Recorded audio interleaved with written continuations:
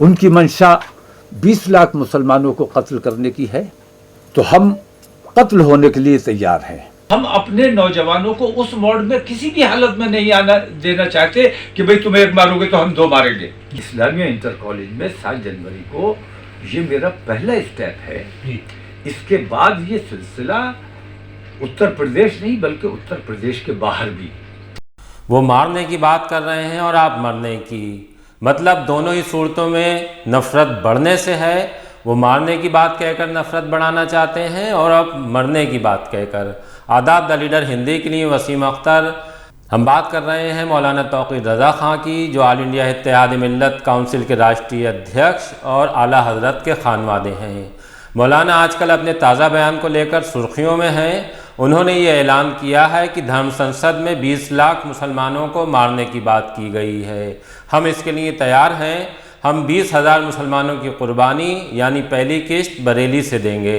इसके लिए उन्होंने इस्लामिया मैदान पहुंचने की कॉल की है और जब से उनका ये बयान आया है तभी से मुस्लिम गलियारों में हलचल है। उनकी मंशा 20 लाख मुसलमानों को कत्ल करने की है, तो हम कत्ल होने के लिए तैयार हैं।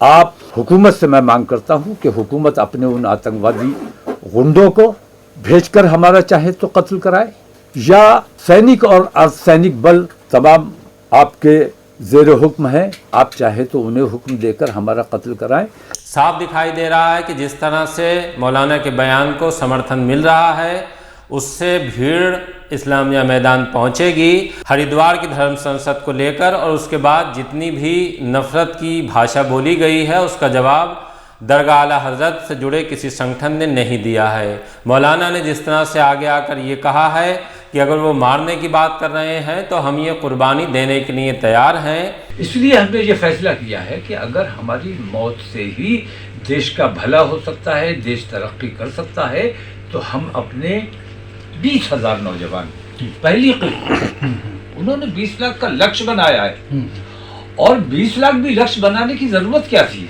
20 करोड़ को बनाना चाहिए था। 20 लाख कितना हुआ 20 करोड़ का?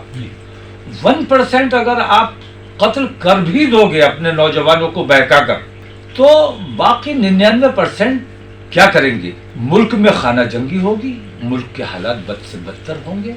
हम अपने मुल्क में किसी भी हालत में गृह युद्ध नहीं होने देना चाहते, और हम अपने नौजवानों को उस मोड में किसी भी हालत में नहीं आना देना चाहते कि भाई तुम एक मारोगे तो हम 2 मारेंगे। इस पर दरगाह आला हज़रत की तरफ से या उनसे जुड़े किसी संगठन की तरफ से कोई प्रतिक्रिया नहीं आई है। इसका मतलब साफ है कि वहाँ से भी मौलाना के बयान की हिमायत है। खैर, मुस्लिम गलियारों में ही कुछ पढ़े लिखे लोग इस बात पर सवाल उठा रहे हैं कि अगर नफ़रत का जवाब नफ़रत से दिया जाएगा तो इससे नफ़रत बढ़ेगी। मतलब ये कि पोलराइजेशन होगा, और पोलराइजेशन का फ़ायदा किसे पहुंचता है ये किसी से छुपा नहीं है। ये सवाल मौलाना तौक़ीर रज़ा ख़ां से भी हुआ, उस पर उन्होंने क्या जवाब दिया है आइए आपको सुनवाते हैं। मुझे लगता है कि उनको मेरी इस बात से उनको और तक़वियत मिलेगी कि मुसलमानों को किस हद तक दबाया, किस हद तक सताया जा रहा है कि वो यहाँ तक मजबूर हो चुका है कि अपनी जान देने के लिए तैयार है। हमारे यहाँ तो आत्महत्या हराम है, हमारे मजहब में इजाजत नहीं है, वरना हम उन्हें दावत नहीं देते कि आके हमें कत्ल करो। हम अपने देश के लिए खुद अपनी जान देने को तैयार थे, लेकिन हमारे यहाँ ये काम हराम है, इसलिए हम कह रहे हैं कि आइए हमें कत्ल कीजिए। तो इससे पोलराइजेशन का किसी किस्म का खतरा इसलिए नहीं है कि अगर मैं कहूँ कि तुम मारने आओगे तो हम तुम्हें मारेंगे, तब दंगे फसाद होंगे, तब वो माहौल बनेगा कि हिंदू एक साइड में हो जाओ, मुसलमान एक साइड में हो जाओ। लेकिन जब मैं कह रहा हूँ कि आओ हमें मार डालो, अगर तुम्हारी खून से प्यास बुझती है, हम अपना खून तुम्हें देने को, तुम प्यासे मत मारो, हम अपना खून से तुम्हारी प्यास बुझाने को तैयार हैं। तो ये बिल्कुल मेरा गांधीवादी तरीका है। गांधी जी ने कहा था कि कोई तुम्हारे एक गाल पे अगर थप्पड़ मारे तो दूसरा गाल पेश कर दो, अगर उसके दिल में जरा सी भी इंसानियत होगी तो वो शर्मिंदा हो जाएगा। इन लोगों के दिल में मुझे नहीं लगता है कि कहीं जरा सी भी इंसानियत, मानवता नाम की कोई चीज बची है। क्योंकि मैं तो इन लोगों को राक्षस मानता हूँ। مولانا توقیر رضا خان نے یہ بھی صاف کر دیا ہے کہ یہ ان کا پہلا پڑاؤ ہے، دوسرے پڑاؤ کو لے کر بھی انہوں نے اعلان کر دیا ہے۔ مولانا توقیر رضا خان نے صاف کر دیا ہے کہ بریلی کا اسلامیہ میدان ان کا پہلا پڑاؤ ہے۔ ابھی یہ پہلی قسط ہے اسلامیہ انٹر کالج میں 7 جنوری کو، یہ میرا پہلا اسٹیپ ہے۔